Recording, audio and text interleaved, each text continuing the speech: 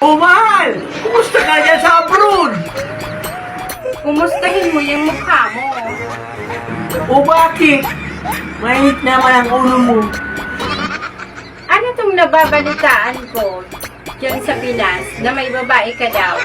Lahat ng pinapadala ko, doon ginagastos sa babae mo.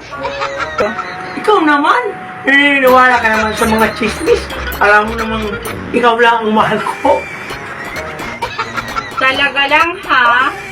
Man, siguro namimiss mo lang ako. Hayaan mo. Pag uwi mo, ipapasal kita.